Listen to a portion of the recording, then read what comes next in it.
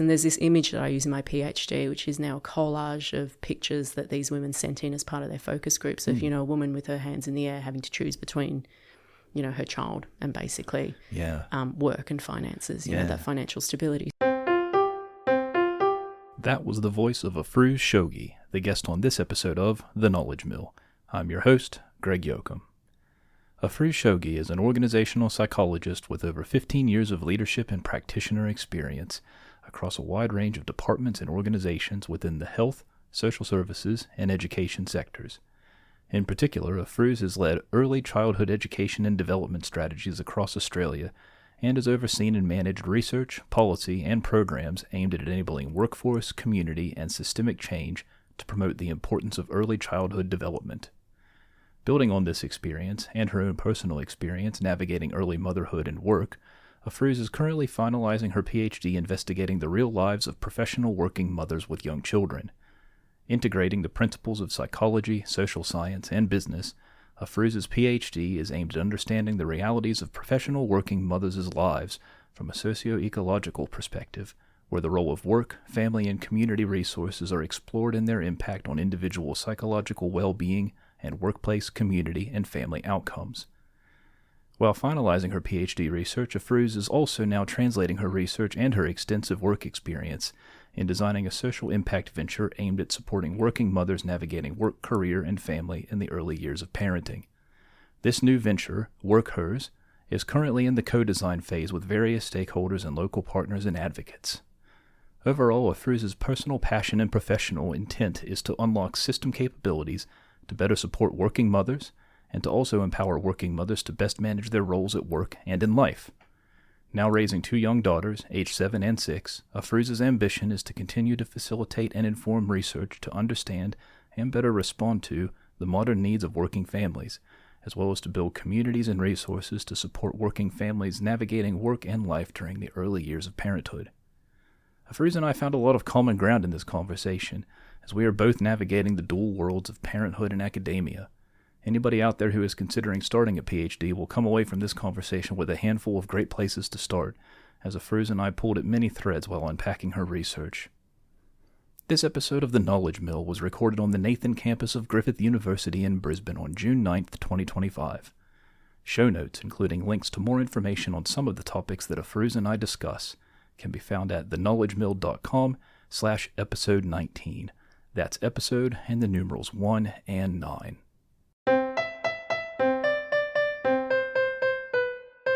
Hi, Afrouz. Welcome to the program. Thank you. Thanks for having me. Absolutely. This is a special occasion for me because it's the first time that I've gone somewhere interstate for the sole purpose of the podcast. So sitting down with you three Griffith researchers today has been very exciting for me to be here on your campus, which is very cold today. Yes. But coffee is helping. Yeah. Cold for Queensland. Yeah, Cold for Queensland. That's right. That's right. I guess that cuts both ways. Hey, it's in the winter it's like this, and in the summer it's not pleasant. You're here at the right time. I've got to say. Yes. Yeah. But yeah, let's just dive right in. Can you tell us how you found yourself doing a PhD? Yeah, of course. Where to start? Well, so I'm trained as a psychologist, so I kind of followed the very traditional educational path of a psychologist. I knew very early on in my high school years that I wanted to be a psychologist. So coming out, it was very clear, went and did the psychology undergrad degree, went into honours, went into masters and finished. And by the end of masters, I was pretty exhausted. So I decided to not do a PhD, which was always the intent. It was always going to be do a PhD. And I, just kind of went to work, lived life, travelled overseas, worked overseas, and just started working and then never went back to it, as you do. And people have told me that before. Once you stop studying, you don't go back to studying. But it was always something that I thought I would end up doing. I looked at other masters later in my career, after 10 or so years. And then it wasn't until the birth of my second daughter that it triggered an idea that I had while on maternity leave with her, returning back to work the second time. It was also COVID. It was 2020. So there was a lot going on in life. And then, it prompted an idea. It was based on, 15 years of work in a particular area and then personal experience as a working mum. And I just thought, this might be something that I could pursue. And then, the rest is history. Yeah, and here you are. And here I am, yeah. Yep. Well, what exactly are you looking into?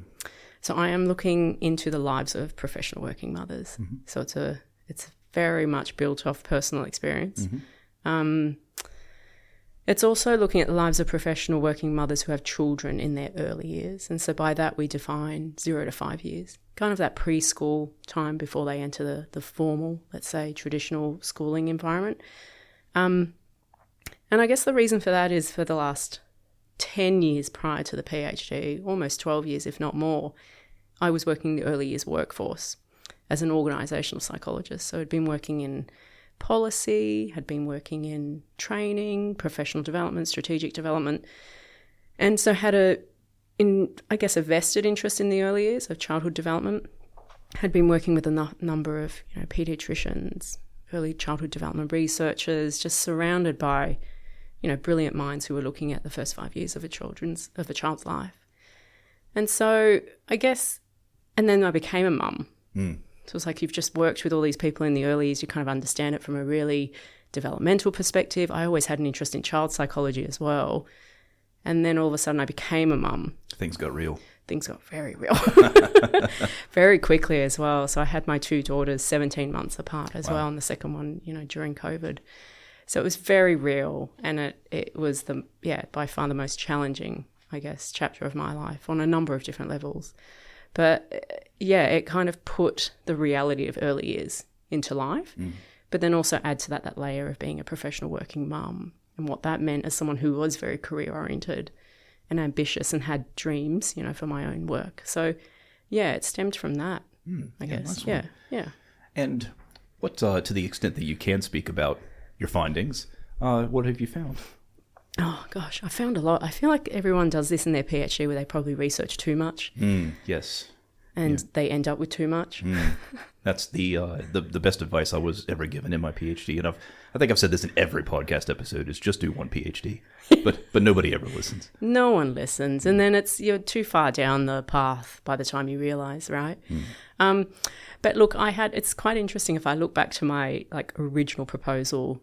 I was on maternity leave with my second daughter, and I'd kind of been keyboard warrior, all these ideas that had come to life.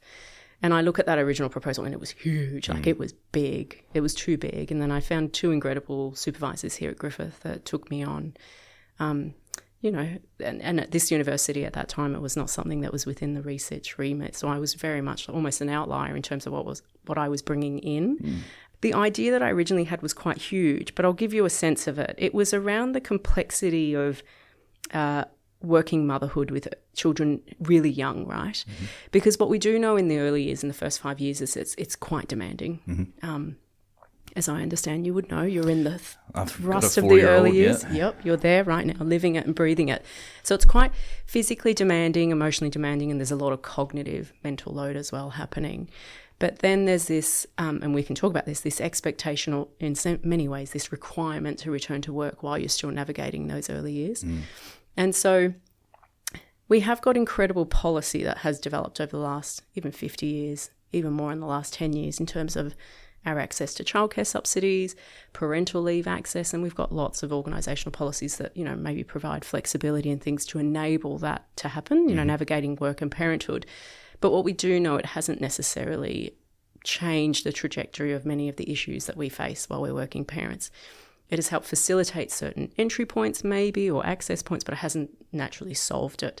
And so in essence, my research was looking at it from an ecological model then, in terms of, if it's not just policy, then what is it? And so if you look at it from a socio-ecological model, it's like peeling away onion layers, right? So the first layer might be the core of the onion, where it's what are the immediate effects that, say, we have on ourselves or the people around us? It might be our family or those immediately within our environment. And as you peel away the layers of onion, let's just say, you've got policy that makes a difference, but also our workplaces make a difference, or our community might make a difference, or our extended family. There's all these other things that we don't necessarily look at when we look at the life of a working parent.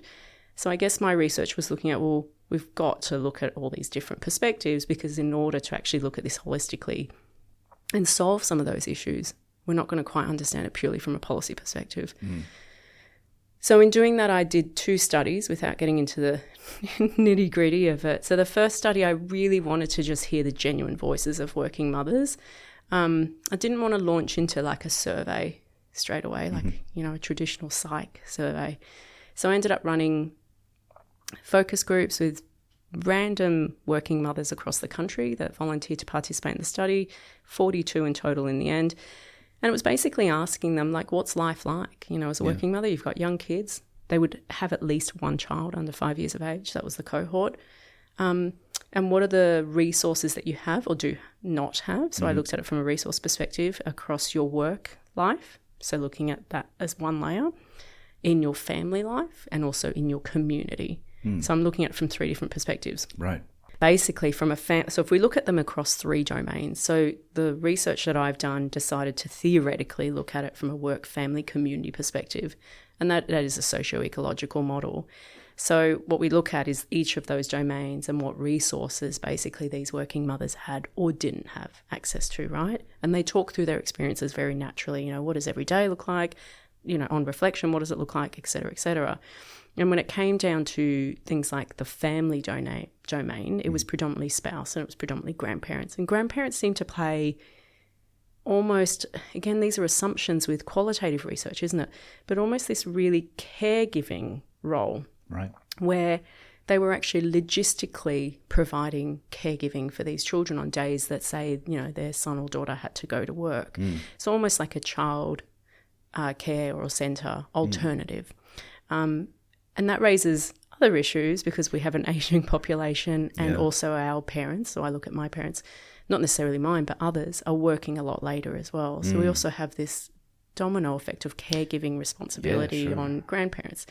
You can't assume every grandparent is just retired and looking for something to do. Yeah, and a lot of these, so there were a couple of examples because this is qualitative, where some of the women had said that their parents, so the children's grandparents, they were actually working part-time or had gone part-time in order to provide that flexibility for their grandchildren. So it's almost like a second round of parenting, isn't it? Going back to part-time and that transition to retirement, but through caregiving of their grandkids.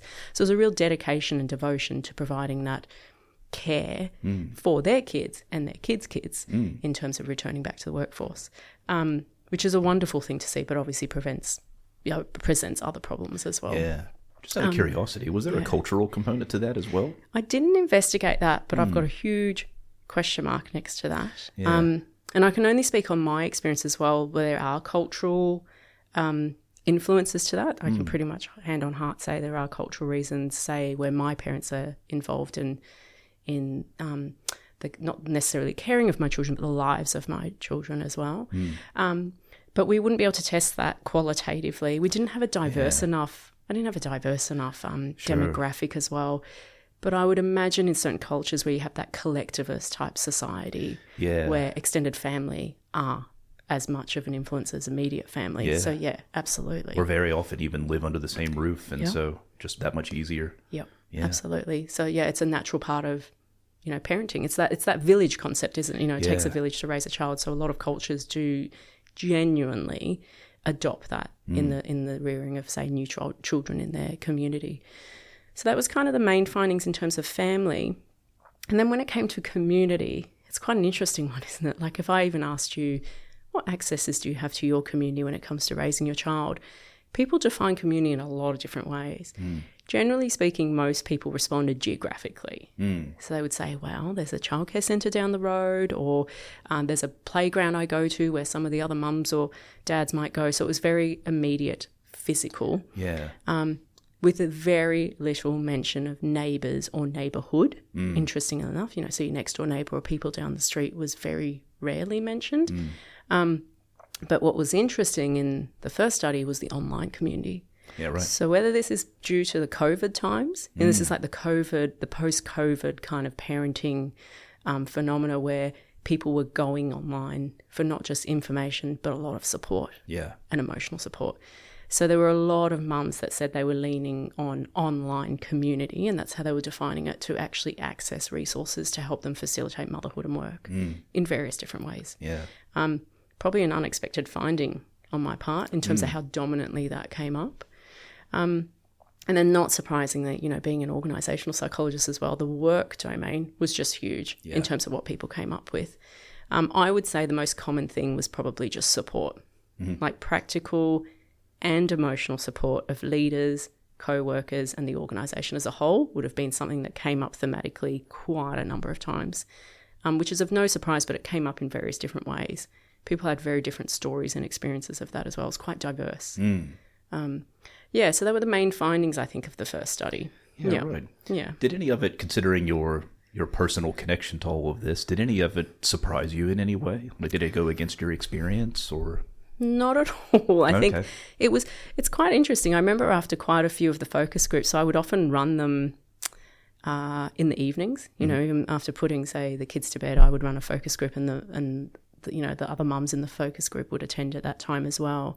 And they were all very random. They were not from one industry. I had people from health, education, tertiary. I had engineers. I had finance people. It was a really nice, diverse group of professional backgrounds. I had lawyers as well. But interestingly, which is what the beauty of thematic analysis is, there were just so many similarities, and quite strong themes around the things I just talked about. Yeah. And a lot of them at the end were actually felt the whole focus group was quite cathartic. Right. Because what it did was almost validate their experiences, because what we often find is for a lot of these mothers, there's a lot of guilt. We found that as a heavy theme throughout. A lot of parental guilt about their role as a mother and as their role as a worker as well. Is that feeling like they should work less to be home more and that kind of thing? And vice versa. Yeah. I think it was Annabelle Crabb that says, there's an expectation that women work as if they don't have kids and that they mother as if they don't have a job. Right. It's that paradox of doesn't matter what you do, you're going to feel guilty to both roles. And that's exactly what these women were saying. When I'm home with my child, I feel like I should be a professional, and I'm, my career's regressing, or I'm being left out of conversations, or I'm not able to sustain, say, my professional development for my, college requirements, on a real practical level. And then when I'm at work, I'm missing out on things with my family. It's just that constant straddling of guilt. And they talked about that they couldn't necessarily see that or witness that in their spouses either. So it was quite an interesting, is that gendered? Or is that just something that's unique to motherhood? There's all these questions that come from that. Yeah. No same-sex couples? I don't think I did in the focus group methodology that I did in the first study, but in the survey that I did in the second study, I have got a small handful of same-sex couples. Yeah.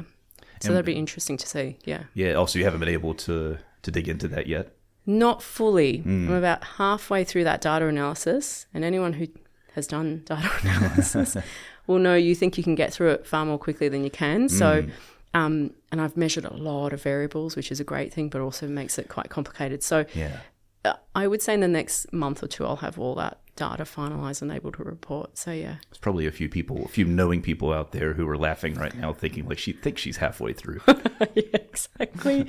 She's probably only teeny way through. Yeah, no, absolutely. Yeah. That's just one of those things you just never double your estimate and it'll still take longer than that. Yeah, that's so true. Yep. Well, this is interesting. And of course, coming into this conversation as someone who grew up in the U.S. but has made his home in Australia, I could speak to the differences in, for example, mat leave between the two countries. And I haven't been a mother, but I am a father, and I am familiar with the nuts and bolts of the two different systems. And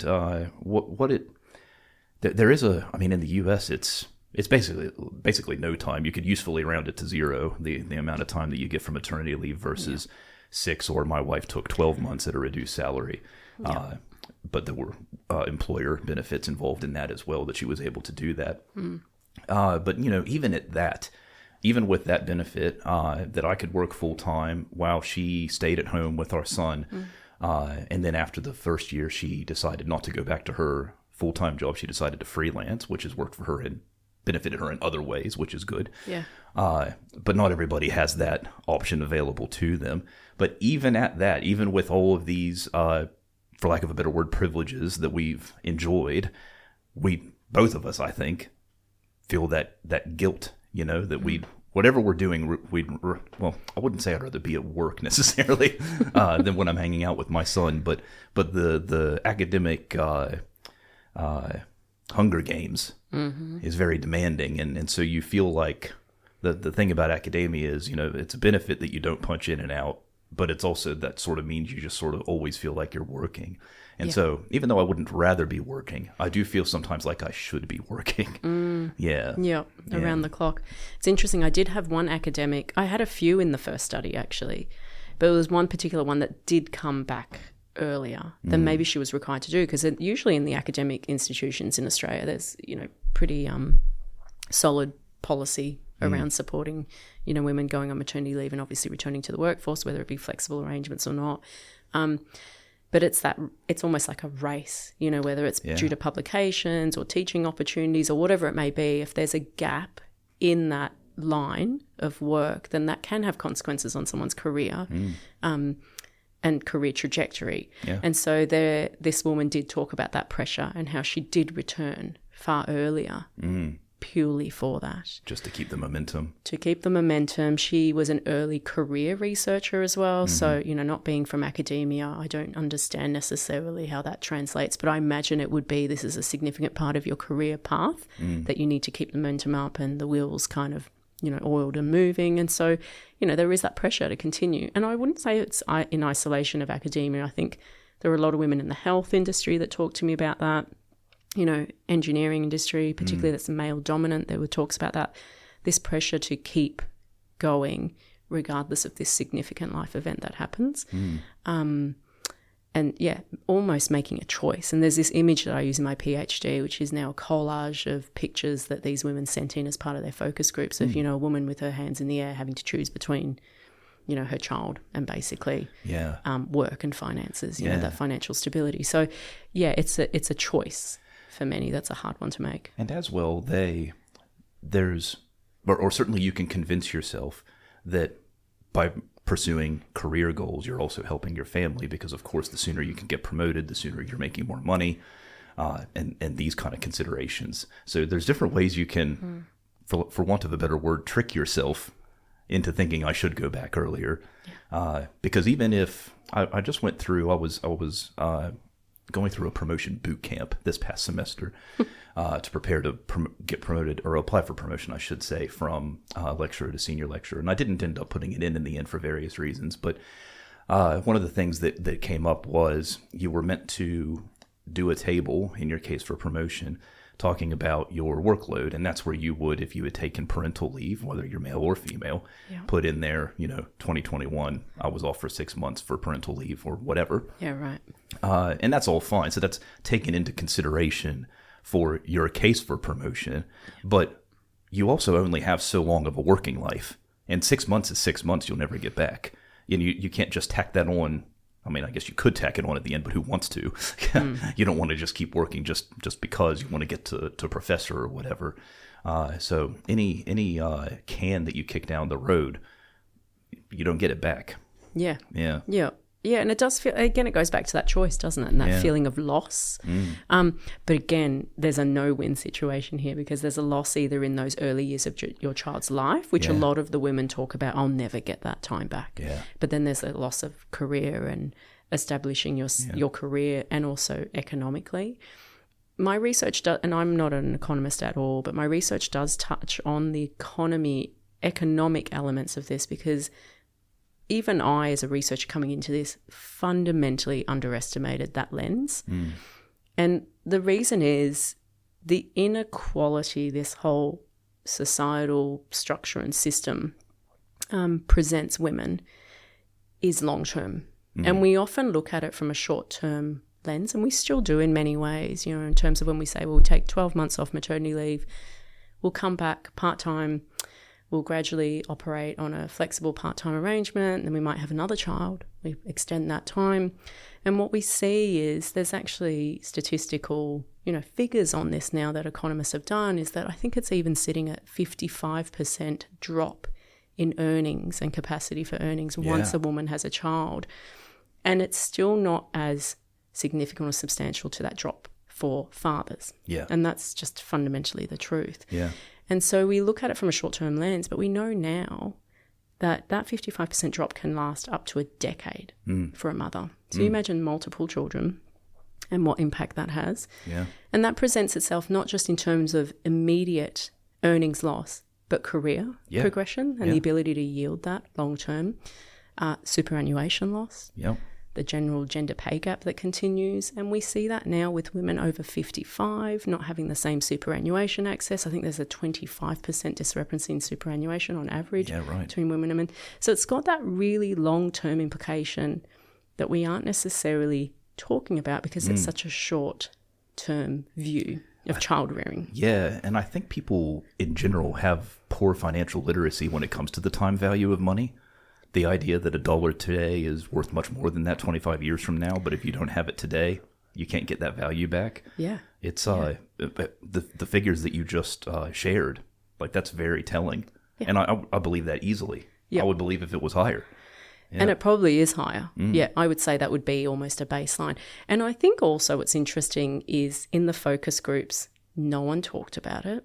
So it's almost this, I wouldn't say dirty, but it feels like this really uncomfortable conversation when it comes to motherhood, when it comes to work, and when it comes to just the navigating of those early years of parenting is we don't talk about the financial instability that can present a lot of women and the long-term impacts that can potentially happen as well. But also we don't talk about the contingencies then and the literacy. I love that. The financial literacy to maybe say, look, this is potentially a reality for the vast majority of women and maybe for a long time still. I think we're 132 years away globally from gender equality. You know, this is going to be our reality for a long time, for a couple more generations at least. But where is the financial literacy and the real open conversations around what that looks like and the contingencies we can put in place to navigate that long term? Yeah. It makes me think about someone who is maybe a single mother working 2 part-time jobs to make ends meet, and that becomes a cycle that you just cannot escape from because you have no time to go to uni to get a higher paying job, and so you're just stuck. Yeah. Just working these minimum wage jobs, and you're just really getting by paycheck to paycheck. And then 18 years later, you know, your kids go off to do whatever they're going to do, and you're right where you were 18 years earlier. Yeah. And there's a lot of people in that situation. Yeah. Yeah. Yeah. And again, it's not a focus of my research, and the number of single parents in my focus group, there was just 1 out of the 42. And I know in my survey, I think it's maybe a handful, like I would say 5%, if that, of the whole demographic of the survey. And I think there was 464 respondents in the end. But that in itself is an area of research because we are seeing the prevalence of that increase. We are seeing a lot of women single parenting post-family violence as well that are then suffering economically, multiple layers of economic disadvantage. And yeah, there's just so much added complexity to that whole dynamic. I mean, again, my research looks at it from a resource perspective. So when you look at that, that's just a full depletion of resources from so many different domains. So I feel like that needs its own specific research or focus that's so fundamental now in society as well. But it's definitely a whole other can of worms. Yeah. For my wife and I, you know, we basically, she was working full time when our son was born, but I was still casual at the uni because I had only just finished my PhD. My PhD was conferred 6 weeks before he was born. Yeah, wow. Just got in there. And as well, he was born just before we had a 100-day lockdown in New South Wales, and he was born just before that longer lockdown. Yeah. So there were a lot of moving parts there. But one of them was my wife was working full-time. I was casual, so I did not have parental leave, as much parental leave available to me as she did. So that kind of forced us she was just the one to take it. Yeah. That was just the thing that made the most financial sense. Yeah. And so in the end, we didn't even have a conversation about it. It was just going to be her. Yeah. Even though that's a very privileged position to be in, it was still, we had no choice. There wasn't even a conversation to have. Yeah. You know what's really interesting about that? Because as you were talking, there were a few, and I would say it's not the majority at all of my focus group participants, had talked about having really deliberate conversations with their partner prior to having children or near to the arrival of their child, right? In terms of that assessing the current circumstances, looking at it from a short term and long term.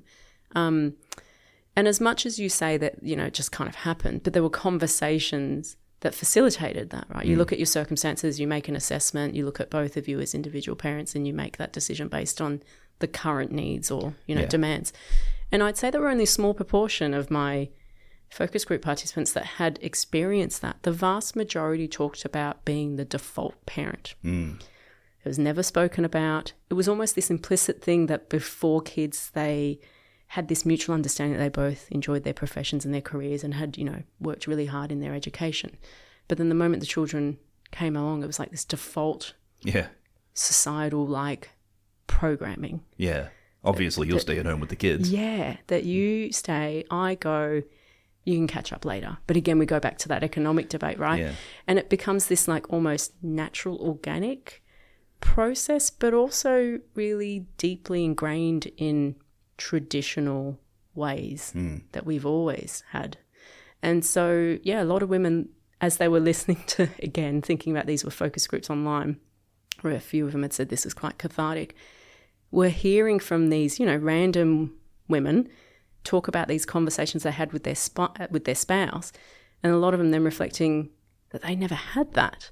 Right. But they were in these positions just out of default. It's almost like a realization hadn't necessarily happened until they were in these focus groups, hearing other stories. And that's why I think it's so beautiful storytelling, because they can provide that relatedness, but it can also provide that insight in terms of, I hadn't thought of that perspective, or the fact that people experience it this way. So it was really lovely to actually see the women, and I think there was about 5 or 6 in each focus group, kind of bounce off each other in terms of their vastly different experiences they had meeting each other for the very first time. And that was probably one of the biggest things that I guess had such a, obvious difference among the group, where some would say this was my experience and the vast majority would go, oh, yeah, right. You did that? Wow, you can do that? Yeah, that's right. So it's quite interesting to watch that and facilitate that happening. There's so much of life that comes back to you don't know what you don't know. Yeah. And you just sort of go with the flow, and then you look up one day or you hear about someone else's experience. And same thing it's come up in the previous conversations I've had today about just the nature of the academic career. And it's kind of the same thing, navigating academia. Unless you have mentors to guide you, you're really just firing into the dark and hoping you hit some targets. And I found my wife and I didn't, we sort of, I guess for lack of a better way of putting it, we left it to fate whether we would have children. And fate decided we would. And so we did. But what was interesting about that in hindsight is because we sort of left it to fate, I can't speak for her so much, but for myself, I didn't have any preconceived notions about what parenthood would be like. And so it was very much day to day. But because it was day to day, we were having those conversations along the way. Should we be doing this or should we be doing that? Yep. Should we do it this way or that way? Do we need to apply for that, or can we put that off until later? And as well, just we are just ourselves with our son. So my wife's parents are in Australia but elsewhere. So we're doing it by ourselves basically. We don't have that next level in terms of the family support at all times. And it does. We say to each other all the time, we don't know how single parents do it, because there's 2 of us, and I think we're both pretty switched on people, and we work hard and we take things seriously. And there's still sometimes we just look at each other just like, huh, what? I don't even know what question to ask. Where do we go from here? Yeah. And it goes back to that. That's such a unique experience that I think needs its own focus. And it's such a, I think when, my first study was around lived experiences, the title of my research project, I ended up calling The Real Lives of, Australian Professional Working Mothers with kids in their early years, I think is the long title. But it's, I really love that sense of the real lives, because so many times we're not truly honest with those around us, or even to ourselves, around the struggles, the complexities, the guilt. And there's a lot of social pressure that the mothers talked about in terms of what it means to be a mother. We're meant to be naturally caring and maternal, and all these things that talked about in a really kind of vague way, but they're these like almost traits that mothers should very naturally have. And then when you have mothers that maybe aren't experiencing that, it's a really complex thing to deal with, and we don't talk about it. And what I found in these focus groups, it was just open forum.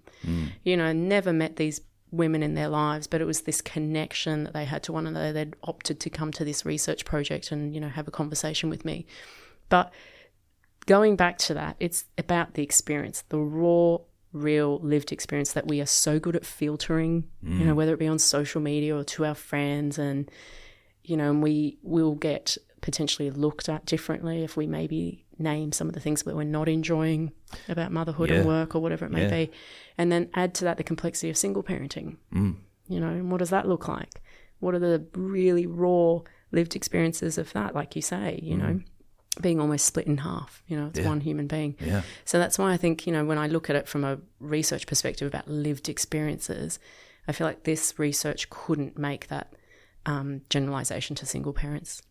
It just hasn't at all. Has to be a whole other thing. It has, I just feel like, and I think that's so needed. But I couldn't at all make those assumptions, because I do think there'd probably be a lot of similarities. I can probably make that hypothesis, but I think there'd be a lot of intricate differences that definitely needed its own attention. I think it's even just, you know, we have those moments where, as everyone does, every parent could probably relate to this, that you have moments where you're like, am I really bad at this? Am I a bad dad? And you need the sort of the other person to be like, you're fine, chill. It's, you know, we're in this together. But if you don't have that person you can bounce off of, that could be a cycle of, And goes back, so again, looking at those domains, like the family domain. So whether it's your spouse or whether it's your, you know, the grandparents or whether it's relatives, it's all about what within that definition of family is providing you that resource.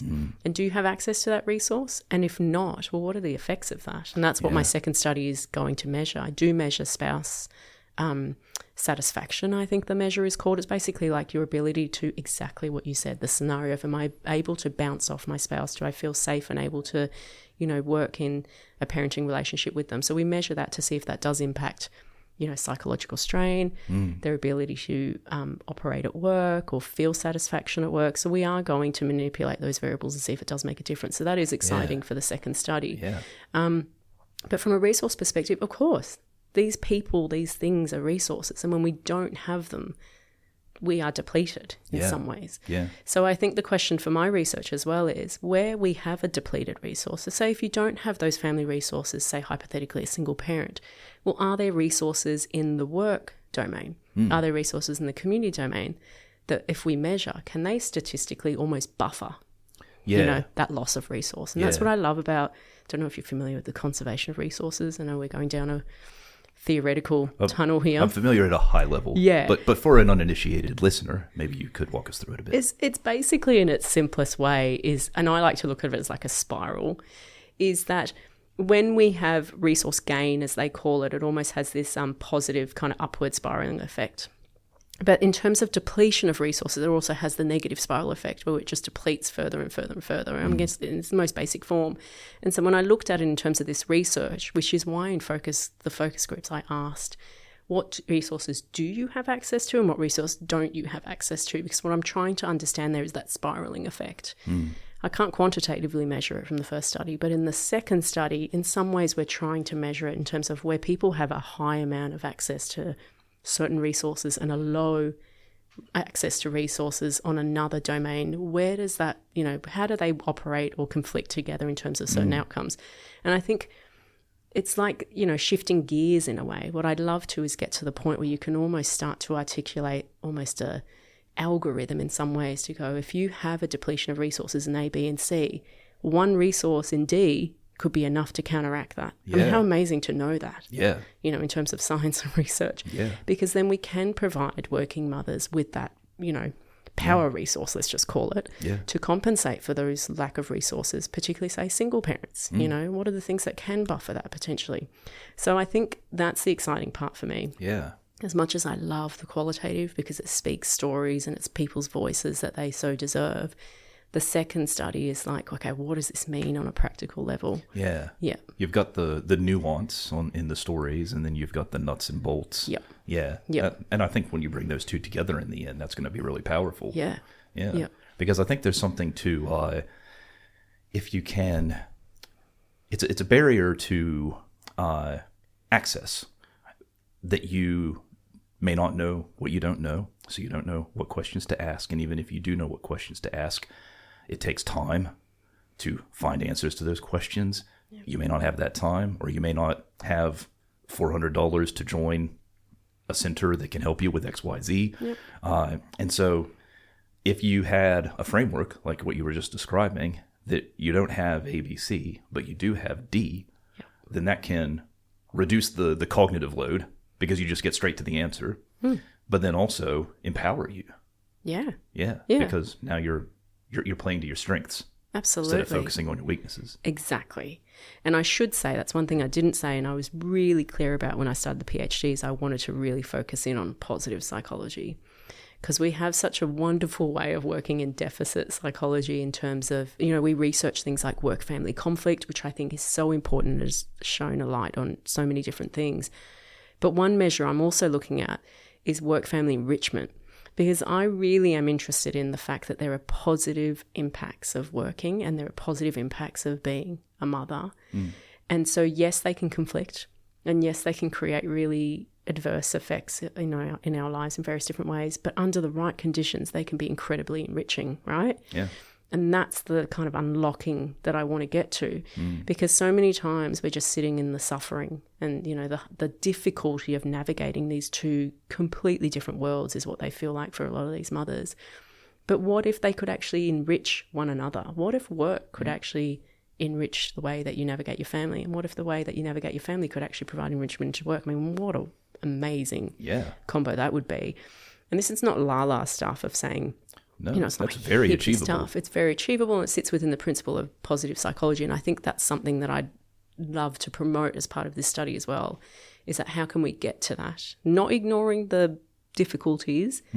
That's the lived experience part, right? Is acknowledging that it's hard and it's difficult, but also acknowledging that we also can feel empowered to make this a very different experience if we've got the right tools and resources to do it within. That's the ultimate goal. Yeah. Do you think that current workplace trends, fewer people going back to an office, working from home, or at least flexibly, maybe going to the office just some days, do you think the way that work patterns are shifting could contribute to that becoming a reality? Possibly. I mean, there's so many other amazing researchers that are looking like flexible hybrid work, not just for working mothers, but generally speaking. It's pretty clear we know that it's provided access to work opportunities for women. So even for myself, not having to commute to a certain role, I'm based on the Gold Coast. I know a lot of my career options would be Brisbane based. If I had to be in a Brisbane office every single day, it would not be a possibility with my caregiving responsibilities. So flexibility gives me access to job opportunities and career opportunities potentially that I wouldn't have otherwise. So we do know it's an access point for creating greater equality. There are some people researching the adverse effects of not being present in an office for a lot of women and what impact that can have on their career. But I think it's an interesting question, and I don't fully know the answer to that. I have measured in my second study whether people are, office-based, or I've done it in a healthcare organisation. So are they front-facing service providers? Are they in clinical roles where they're patient-facing? Or are they in flexible roles, non-clinical, where they could work from home? And I will look at potentially if there's any discrepancies between those two groups for some of the outcomes. But I think that needs a lot more work. For anyone listening, we're pitching a lot of PhDs here. A lot of interesting opportunities for research. Exactly. Yeah, I would love that. There's so many. Yeah, and I mean, that's the whole PhD, isn't it? You come out with 10,000 more ideas, right? Yeah, that's right. That becomes one of the hard things, is just putting a pin in all these things. Because the PhD goes in the other direction. You drill more and more specific, drill deeper down. At a certain point, you have to stop broadening. Yes. Or I guess you don't have to, but you should. To get it done. To get it done. You've got to get it done. Yeah, that's the thing. There's probably, now that we've kind of poked the ideas stuff, ideas come out of your PhD. And I guess having been a practitioner for so long, I do have these kind of burning ideas from the PhD that I'm trying to navigate in on top of just getting it done, right? And one of the things that I have done that I'm quite excited about and also completely unsure where it will go, which is part of the excitement, is probably, I'd say about halfway through the PhD, I came up with this idea of the community element of working motherhood, right? Mm-hmm. And I think having grown up, you talked about culture before, having grown up in Melbourne, surrounded by lots of family members and lots of family friends and constantly, in a world of connection and people in terms of how I was raised, as what I remember as a child. And what we're finding, and I definitely found in study one, is there's this element of isolation. And we're living really individual lives, like our houses and our fences, and we don't even know our neighbours is what came up in, would you feel comfortable going to your neighbour and asking for help or something? Oh, I don't know who my neighbour is, so all those, kind of things. And then online community comes up as the greater source of community. And so I had this idea of what it would look like if we almost had this natural face-to-face element of community for like-minded working mothers in the same kind of stage of life as well, young kids navigating work. And some of the things that came out of my study is not just isolation, but just a lack of access to professional development, lack of access to networking, because you just don't have time. I don't have time Can't travel after to work. Conferences. Absolutely. And so it's just this void. Some people talked about this like career void of I'm just treading water, trying to get through, and I'm just not upskilling. I'm not doing anything. I'm just maintaining. And so I managed to kind of pull a little crew together on this initiative, and I've called it Workers. So it's WORK capital HERS, right? Nice. Playing on obviously the word of work and her, around bringing members of the community together who are in the same stage of life of working motherhood and providing really evidence-based professional development, networking, social opportunities, access to expert advice and experience around raising children, just basically this integrated, positive environment that people can come to intermittently in accessible times or whatever it may be. And so we're currently working with a local council in Gold Coast to see if there's something we could start, like pilot basically in doing this. And the focus would be to bring together local mental health experts who are working in the perinatal and postnatal mental health space, who could come and maybe even do a conversation with local working mums. Working mums could bring their children. We'd have sitters available on site potentially if we had enough funding. And we deliver expertise on things that they're having to navigate but probably don't have time to navigate, and they're meeting each other, which is something that came up a lot, is that fundamental isolation that they experience. And so it's this kind of cool spin-off of the PhD that, who knows what it will turn into, but it's almost this really wonderful real application of something that can just bring people together on something that's wildly complex. But also so simple. Yes, that's right. It just needs someone to start it, basically. And you're coming at it from, as you said, the evidence-based side of things. You're coming in with the data, the theory, the evidence, and you're converting that into something useful. I think that's when I've heard a couple of stories similar to PhD students who do some kind of study. I'm thinking of one in particular in the sport for development field, and sport for development is this idea of using sport for non-sport outcomes. So use sport as a way of, say, leadership training or things, working on a team. These kind of, the skill of the sport is not a concern. It's just a way of bringing people together and teaching those things through the sport. But there's one that I'm thinking of from probably about 10 years ago now at UTS that looked at a football competition, and after the PhD, that researcher actually started that football competition and put in all the things that she had learned from her work. And I think that because it's not incentivized within academia, we don't do enough of that. Converting it's one thing to convert your research into a YouTube video that people can access and learn from, but it's something else to actually make something tangible that takes on a life of its own and perhaps even it'll be part of your legacy the legacy of your PhD. Yeah. Yeah, thank you. That's quite powerful. Because who reads the PhD, right? Yeah, I'm not sure all three of my supervisors read my PhD, so. Yeah, exactly. No, I agree. I think it's just, it's a really, and the whole journey of the PhD has been an interesting one for me, and it's full of its own stories and experiences that I've had to navigate, to get to this point. And it's just almost translating the theoretical kind of frameworks and all the things that you've done, but just translating it on a really practical, kind of altruistic, just something that is so non-tangible as well in terms of, academia, say publishing, or what I'd love to do is eventually take this into organisations with a framework and work with organisations. That would be amazing from a work perspective, right? As an organisational psychologist, this feels like workers, feels like neither of those in the best way possible, because it's not something that immediately impacts my PhD or impacts my career. It's something that just I think fundamentally we need and I want, for myself as well, and the people that I'm working with on it. Yeah.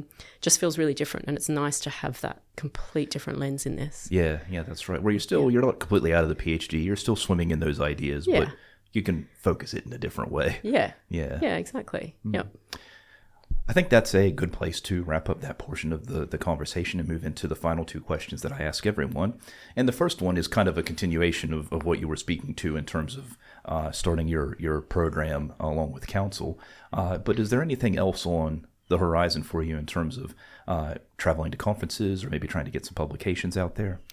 I think so. I haven't had an opportunity really to travel much for conferences. Ironically, being a working mum with young kids, it's definitely on the horizon. I'd love to have the opportunity to do an international conference, because I think there's such a, there's the national issue of gender equality in Australia, but then there's these layers of international differences. Like I mentioned, the global gender equality rankings Australia has relative to other countries. It would just be incredible to be able to put this research out there with the Australian lens, but in relative, to other international countries as well. So I would absolutely love that. And publication's definitely on the horizon. It will happen eventually. As I'm in the writing phase as well. Are you doing a traditional thesis, or is it by publication? No, I'm doing a traditional thesis. Okay. There's a couple of different reasons for that, but it will be a traditional thesis, but definitely with the intention to publish. Yeah. There's two great studies. They might go in very different journals, or they might be combined in one journal. I think I need to think about how I do that as well, because they're very closely connected. So basically, just really quickly, the findings that I had for study 1 was precisely used to design the survey for study 2. Right. So all the variables that we came up with in study 1 was exactly what was measured in study 2 in the survey form, because we're quantifying the qualitative findings. So I just think that's a beautiful mixed methods approach that, go together sequentially. Really keen to just get it out there. I am doing stuff as well on the side, whether it's through LinkedIn, or I've got a website where I'll hope to promote the findings to working mums themselves, organisations. I think I'll do a lot of that stuff as well in the background. Yeah, nice one. And we'll share all of that on the show notes page, links to your LinkedIn and the website as well. Yeah, awesome. So people can find you. Yeah, that'd be great. The last question that I ask everyone, and maybe it's tricky because you are at the business end, but what is something outside of your PhD research that you're excited about at the moment? Oh my gosh. You should have given me more notice for this. It's really, I think you're spot on. It's really hard to think of that when you're in the final tail end of your PhD. It's all consuming. Yep. Really on top of just life itself. Look, I'm really excited about potentially just doing some more traveling again. I've always loved traveling and going places, I think, and whether I do that through conferences or not, but I think it would be nice to just have that element of not freedom, but that mental space. Yes. To plan and do things that, fundamentally bring me joy. And just soaking up those extra hours of my day here and there to enjoy life in its simplicity. I mentioned to you offline that there's a book recommendation I'm going to give you, but even as I was giving you that recommendation, I was thinking, you're not going to be able to read this for a while. Yeah. But I could do the Audible. But there you go. Yeah. There you go. Because there's always a car ride or, prepping dinner where I could listen to that. So right. I'll make it work. In between binging episodes of this podcast, you can... Yeah, exactly. Squeeze in the book. Yep. No, absolutely. That's right. Well, thank you very much once again for taking the time and sitting down with me. I found all of this really fascinating, and I wish you all the best as you finish up the PhD and try to get some of these initiatives off the ground. Thank you. Thanks so much. It was really enjoyable.